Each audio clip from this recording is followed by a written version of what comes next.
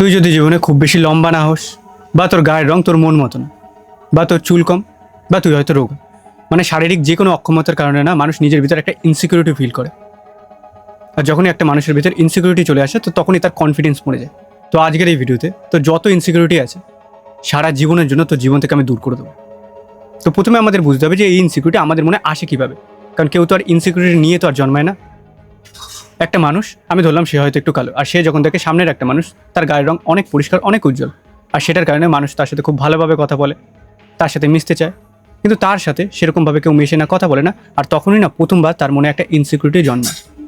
তখন সে সামনের মানুষকে 10-এ 10 দিয়ে দেয়, আর নিজেকে নিজের চোখেই 10-এ 1 দেয়। আর এখান থেকেই তার আত্মবিশ্বাস কমতে শুরু করে, কারণ সে তুলনা করলো। আর এখন আমি বাচ্চাদের মতন এটা বলবো না যে তুই তুলনা করাটা বন্ধ করে দে, তাহলে তোর ইনসিকিউরিটি দূর হয়ে যাবে। একদমই না, এই ফালতু কথা বলতে আমি আসিনি, আমি কাজের কথা বলবো।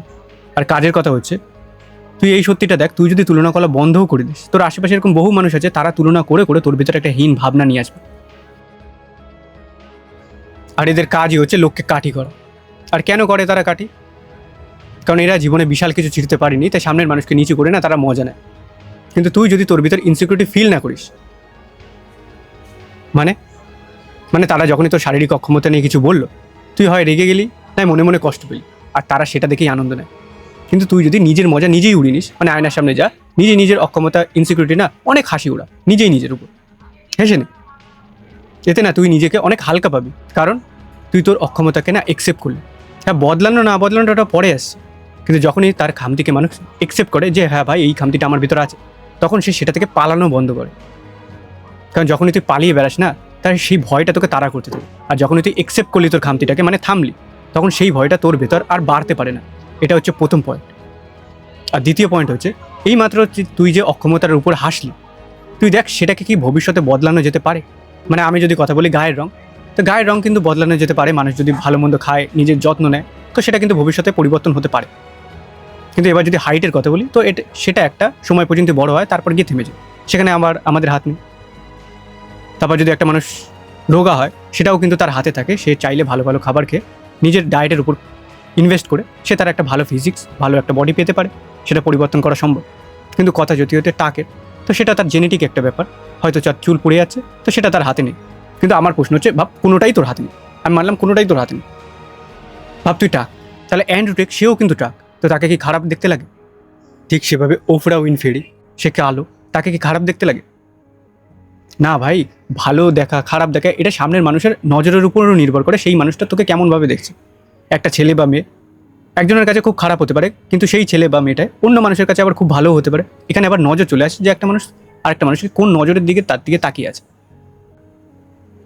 এবার আমি যাদের নাম নিলাম, অ্যান্ড্রু টেক, ওফরা উইনফ্রি, এনারা না নিজেদের চোখে ভাই অনেক সুন্দর, অনেক সুন্দর, কিন্তু সামনের মানুষটার চোখে যদি এরা সুন্দর না হয়, তো তাদের কি সাহস আছে এদের মুখের উপর তাদের অপমান করবে? একদমই না। কেউ যদি এদের অপমান করতেও যায় না, অন্য মানুষরাই তাকে বলবে তাদের একটা খামতি থাকা শর্ত তারা লাইফে অনেক সাকসেসফুল হয়েছে, তুমি তো পারফেক্ট বাবু, তাহলে তুমি জীবনে কি করেছো? আর একটা সময় আসার পর না মানুষ রূপ রঙ্গ এসব কিছু দেখেই না, মানুষ দেখে তুই কী কাজ করছিস আর মানুষ হিসেবে তুই কেমন।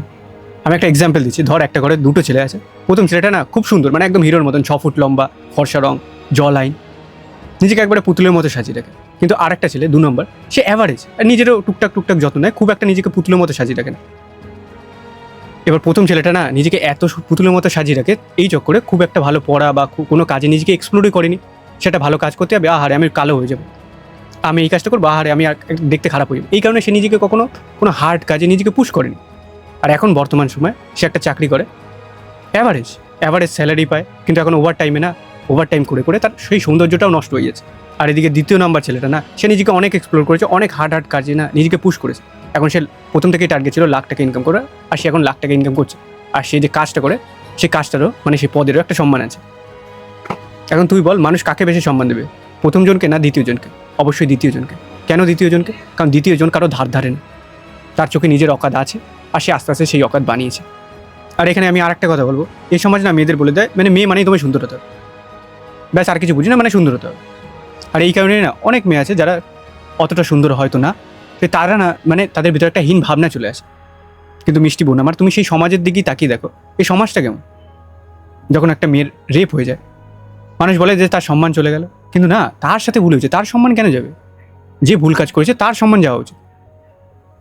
ঠিক সেভাবে তুমি এই সমাজের সামনে গিয়ে বলো আমি বিশাল বড় চাকরি করতে চাই, অনেক হাততালি দেবে, অ্যাপ্রিসিয়েট করবে। কিন্তু বলো যে আমি ব্যবসা করবো আর মানুষকে চাকরি দেবো, কত কম হাততালিতে পড়বে, আর কেউ হয়তো সাপোর্টও করবে না বা হাততালিই পড়বে না।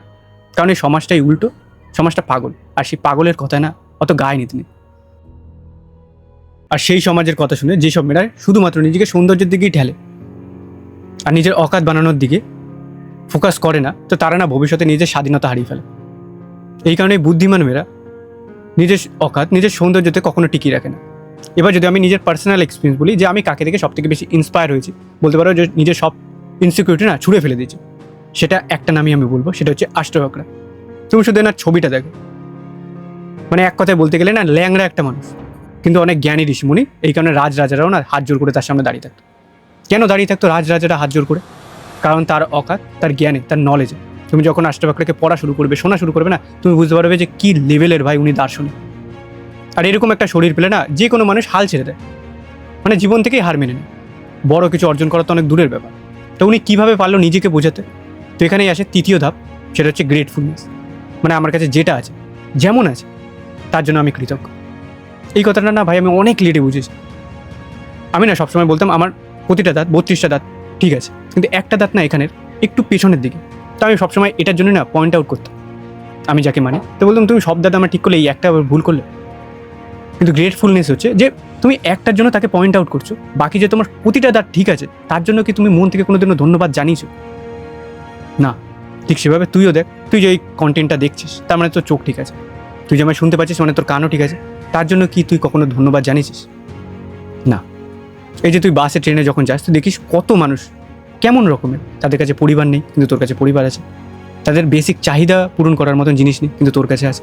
তার জন্য কি কখনো মন থেকে ধন্যবাদ বা থ্যাংক ইউ মন থেকে এসেছে? না। খামতিটা তো আমরা তুলে ধরি তার সামনে, কিন্তু সে যে জিনিসটা আমাদের দিয়েছে সেটার দিকেই আমাদের আর চোখ পড়ে না।